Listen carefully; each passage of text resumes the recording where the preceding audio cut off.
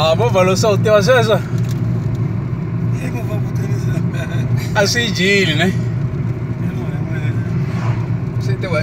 swi tiva yini mani swihlawulekisiwa swi tiva yini swa dya swa ri ku dyeni sweswo swa ha emeyila a swi hindzile belo swi nga vulaku sweswo swi botelisi swa pfala fastere swa ha pfala festere swi le fastereni se swa chika kwihi swa chika kwihi swa chika kwihi a swi ku tiki swa chika kwihi Salema a swi fikanga kaya musi loko swi le Salema swi yisa kaya a swi tsakangi na se swi kwatela yini sweswo a swi kwatile futhi swi kwatile swi kwatele Zuma a swi matwa kahle a se swi twi yi la ku a huma yona a swi n'wi feva ngopfu Zuma swi sandza Ramaphosa hi swona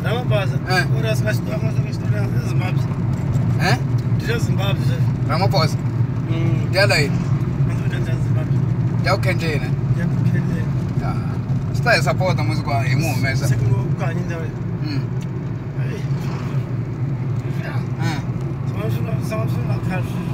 Zamzini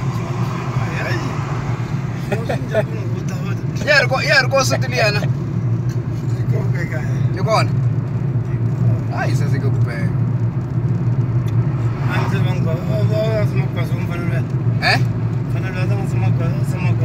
a gwaziweni a va n'wi husa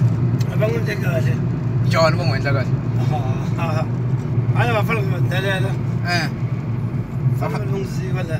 kumbe yena a nga pfukiwa sweswo swa endleka ku ri yena a nga pfukiwa hi lowo gwazi a ni vanhu va pfuka va ri na mukwana va themba mukwana yo yi longangi mukwana kwalaho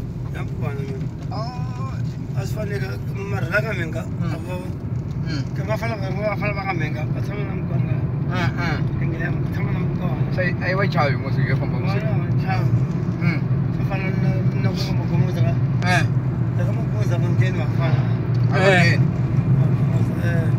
ka vakhalavi vafana Cyril Bid ka mani